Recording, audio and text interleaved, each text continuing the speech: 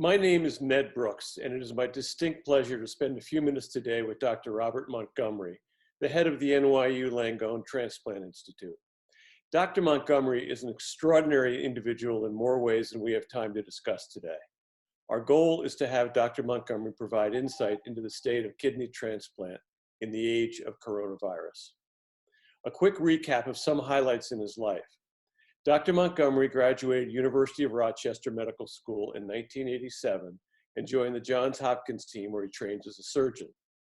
He participated in the first laparoscopic kidney transplant in 1996, and he was the lead surgeon in the first paired exchanges and the first 10-way kidney chain. In 2016, Dr. Montgomery was recruited to head the new transplant center at NYU Langone, which, in addition to kidney transplant, is now active in liver, lung, and facial transplantation. Dr. Montgomery knows better than most both sides of transplant. In 2018, a congenital heart condition reached a point where Dr. Montgomery was forced to seek a heart transplant. He accepted a heart that carried hepatitis C. The transplant was a success, the hep C was cured, and we're pleased to be talking now with Dr. Montgomery. Doctor, thank you for taking the time to talk with us today. Thank you, Ned. Thanks for having me. So let's start by asking you to give us the state of play in transplant at NYU and Langone. About 40% of the transplant centers affiliated with the National Kidney Registry are closed. You are open for business. Why is that, and how are you managing? Well, so I would say that we're open for business for a very select group of recipients who, in our opinion, the balance of risk, so sort of the equipoise of the risk of acquiring COVID-19 versus delaying, their transplant would suggest that they would be better off undergoing a transplant at this point. And that's a very, small group of patients that have remained active on our list during this time. We are now starting to liberalize that more. And again, we've gone through our list and done this sort of calculus, this risk-benefit decision for each patient on the list. And we have now reactivated a fairly large portion of our lists in all of the organs. So we feel now that we're over, this peak and on a better trajectory as far as the number of cases in New York that we're able to do this at this point. Very good, thank you. And I understand that your efforts on kidney transplants focus on living donation right now. Why are you not doing deceased kidney transplants at this time? And what needs to happen for you to restart that effort? Yeah, so we did have a couple of living donor kidney patients who were really, very close to needing to go on dialysis. And, I think one of the things that has come out during the last 2 months is that patients who are in dialysis units seem to be at a greater risk for acquiring COVID-19. And so, we felt that, again, that this balance of risk favored us going ahead and doing their transplants now.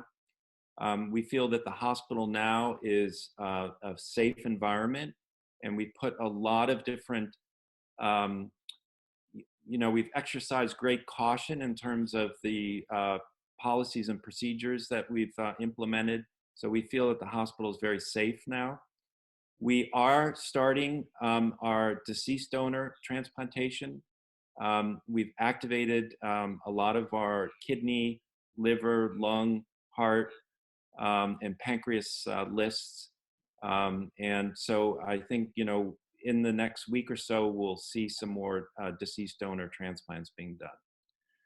Well, that's good to hear, and I know that the entire industry is anxious to get the transplants back up to speed again. If you were to compare the COVID-19 pandemic and its impact on organ transplantation to another healthcare challenge in the past, what would it be and how can we learn from it? Yeah, so boy, I've been through two, you know, plagues basically in my career, and the first was HIV in the 1980s, and I lived through that. I was a surgical resident during that time, and those were really scary days, and they were particularly scary, I think, for anyone who needed blood transfusions or transplants. Before we could routinely diagnose early HIV, there was a pretty large window period where the disease could be transmitted and not um, identified in a donor.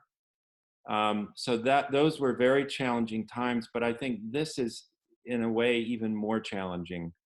Um, we know now after the last 2 months in the hotspot that is New York City, that our transplant patients have been disproportionately affected by COVID, and they seem to have um, uh, been infected at a higher rate than the general population, and they haven't done as well as the general population in terms of the outcomes, and seem to be somewhere between 5 and 10 times more likely to succumb to the disease. So it's very concerning, and it really has forced us to have this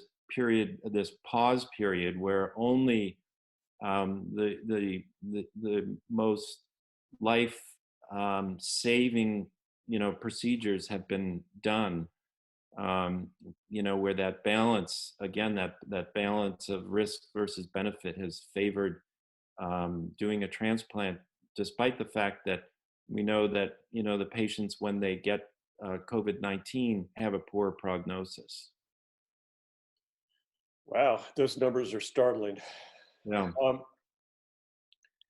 with the severe shortage of organs available for transplant, an obvious goal would be to use all available organs while observing maximum safety protocols and ensuring long-term successful allograft outcomes. What could the transplant industry be doing better than it is now? And how would you recommend implementing those changes? Well, I mean, I think that question is layered and it's a bit complicated because of COVID-19. I think right now we're in a new learning phase, with a very steep curve, and we're trying to figure out what is going to be safe and what's not safe. And in particular, we're really focusing on uh, donor safety, both living donor but also deceased donor, because as people who are dying right now, there's oftentimes a question of whether COVID could be um, part of the cause of their death. We know that this disease has many different faces, and it can be very confusing sometimes to make the diagnosis. So we're really assessing the donors, on an individual basis very carefully with our infectious disease colleagues, to try to be sure that the risk is extremely low that the donor could have acquired COVID-19 and could pass that on to the recipient. So that's where a lot of our focus right now is, on safety. I think your question in general probably applies more towards, how can we improve things for patients over the long term? And that's something that I've been really focused on, in particular since I've had my transplant, because my journey has taught me a lot about where the holes are in the system. And I think in particular, the way our healthcare system is set up, we're very focused on that first year after the transplant, but after that, sometimes I think patients start to struggle, and it's not always, something that the transplant community recognizes. I think in particular, one of the things that I've really focused on is the challenges that people have after a transplant and getting back to work, and really being returned to, that level of engagement in society that we all hope for, after a transplant. And, I had my own struggles with that, getting back into the operating room and doing what I do. So and I think because of that, I every time I see one of my patients or talk to any patients, I ask them about, how is it going? What are you doing? Are you back to work? Are you engaged in the things that you want to be engaged in? Are you able to do those things, as you had hoped after the transplant? And so I'm really trying to focus a lot on trying to help to equip patients with the tools that they need to do better over the long haul. Because what I found is, from looking at the data, is that only about 20% of kidney transplant patients go back to work after the transplant. And I think there are many reasons for that, but I think we could do better than that. So I brought together a lot of people at NYU to try to start some pilot studies to see if we can intervene early and help people to get more fully engaged after their transplant. I was not aware of that 20% figure. That's alarming and concerning. Is that, do you think, because of a lack of follow-up on the part of the interested parties in medication levels or psychological counseling, or what do you think makes that up? I think it's all those things. And one of the things that I've certainly learned is that, when you become a patient, a transplant patient, it's almost a full-time job in and of itself, just keeping your visits, organizing your medications and your follow-up. It's very taxing. It takes a lot of time and effort. I think the nature of kidney disease in particular is such that there's this long period of time when you're, in some way incapacitated by end-stage kidney disease, whether it's, when you're on dialysis, or even in those lucky folks who are able to get transplanted before they go on dialysis, they may still, be out of work. They don't have the energy that they had prior to their kidneys failing. And so I think there's this decline that occurs both physically and globally. And then I think also the way that we've set up, insurance and Medicare and a lot of these things, that when patients get their transplant and they're on disability and on Medicare, it's very frightening to, sort of take the risk of releasing those benefits and getting back into the workforce, because there are bumps in the road for almost all transplant patients after the transplant. And when they're in the midst of those bumps, they wonder, like, what would I do, if I were working now and, couldn't come to the office for 2 weeks, would I get terminated? And then, what about healthcare? And so I think there's a lot of things that we can do. And then I think also a lot of kidney transplant patients don't get enough rehab, physical rehab either, so that they maybe don't get all their strength back the way they were before they developed kidney disease, because that's such a slow, insidious process. So I think we need to just really direct a lot of resources on the patients, job counseling, psychological support, help with insurance and just really understanding, how to balance these things, taking care of yourself and also getting back to work or whatever, you want to be engaged in. It's not just sort of that, that box of, a conventional job, but, really being able to do the things that you want to do and that you had hoped you'd be able to do after the transplant. Thank you. Um, you're in a unique position as both a transplant surgeon and as a heart transplant recipient. We communicate with a large number of kidney recipients, and I know that they are extremely focused on maintaining the proper protocols in quarantine. Being immunosuppressed, they feel vulnerable and frankly, they're scared. What advice do you have for transplant recipients, both during this quarantine period and as we move to opening up the country for business and social interactions? Yeah. So, as I mentioned earlier, what we're beginning to learn is that, in particular, kidney transplant recipients seem to be at considerable risk for having more severe disease from COVID-19. We don't really fully understand, what the contributions, of immunosuppression versus other conditions that go along with kidney disease, like diabetes and high blood pressure and heart disease, how much each of those things contributes to that poor prognosis. But it's pretty clear now, from a number of sites during the last couple of months that this is the case. This is true. And so, until we have a vaccine, I think that transplant patients are going to have to be really careful.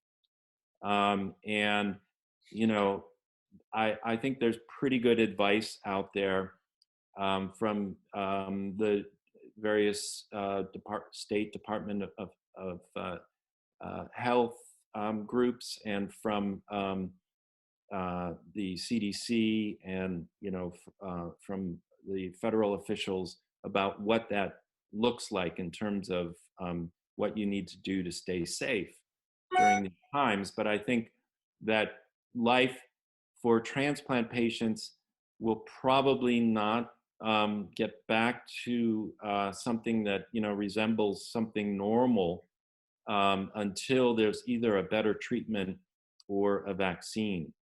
So I would recommend a lot of caution. I do that,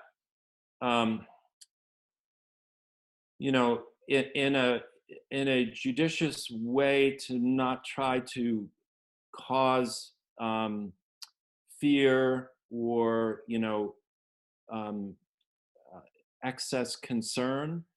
It's really just with from what I have seen and experienced these last couple months, just a sense that we have to be really careful, and that the idea that things are kind of moving back towards a normality for most people, I think should not entice the transplant community to think that it's okay to not wear masks, to take risks, to not social distance and things like that. That's going to be with us, and it's going to be with us for a while. And I think as some of these things are relaxed, we have to be more vigilant. And in the fall, when we move into the regular flu season, we have to be very vigilant at that time too. I can only imagine what your personal life must be like as a heart transplant recipient in a theater where there is nothing but bacteria and microbes around you all the time, and how you handle that with equanimity. It's quite remarkable. Okay. Kidney donors are generally in better health than the average population, but we only have one kidney, and we know that this virus can be tough on kidneys. Are living kidney donors at greater risk with this virus than the general population? And do you see this issue as a potential deterrent to living kidney donation going forward? I don't. I mean, I think, we do see in the patients who are critically ill from COVID-19 disease, um, somewhere between 20 and 30% of them develop what we call acute kidney injury. Now, most people, as long as, they recover, their kidneys recover as well. Uh, Um, and I don't think that it would be that different if they had one or two kidneys, quite honestly. So I mean, hopefully we're going to get this disease under control, and that large portions of the population are not going to end up getting infected, and that we'll have a vaccine or a better treatment before um, we approach anything like herd immunity on its own.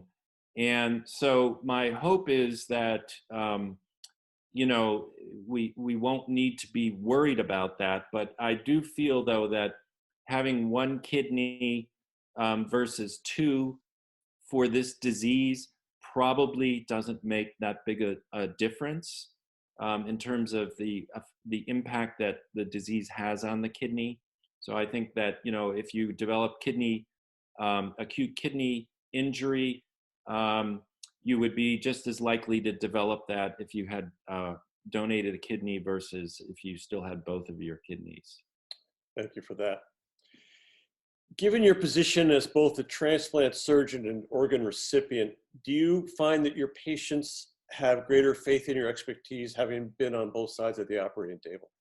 Yeah, so that's an interesting question. So I think, I certainly do have patients who come to me who, are attracted to that aspect of who I am, that I have perhaps a better understanding. Well, I do have a better understanding of what they're going through. And I've had quite a few physicians too with kidney disease, and even some surgeons who have come to me in particular because they've known that I've um, gone through my own struggle in terms of the effects of the immunosuppression that can be relevant to surgeons and physicians. And so, yeah, I think that is something that it gives you a different dimension, certainly, to your bedside manner, if you will, with the way in which you can connect with your patients. I don't recommend it to all my colleagues, but it certainly has opened my eyes to many things. Well, and going back to your answer to my earlier question, about how you get yourself back in the saddle after going through something like that, you certainly walk that walk. Dr. Montgomery, you've been very generous with your time. Is there anything you'd like to add before we wrap this up? Well, I think again, I'm using certainly, an excess of caution in my recommendations, and I don't want that to engender any sort of fear, because I think fear is not a healthy thing. I think transplant patients, should be confident about life, and should really feel that they're in a position to fully enjoy life. However, we are in the midst of this unprecedented situation that we're dealing with, and so given those circumstances and what we know so far, I just ask my fellow patients who are immunosuppressed to just be really careful and just follow the recommendations that are out there that we all know about, and we're all going to have to lay a little bit low during this year, and there's great hope that will change going into 2021. So I just want to close by just saying that, just take care of yourself and be smart, and enjoy the things that we're getting out of this isolation too, and this quarantine. There are a lot of there's a lot of silver in that lining,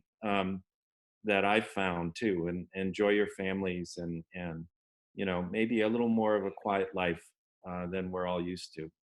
And with that, Dr. Montgomery, thank you so much for your time. Appreciate it. Okay, thank you.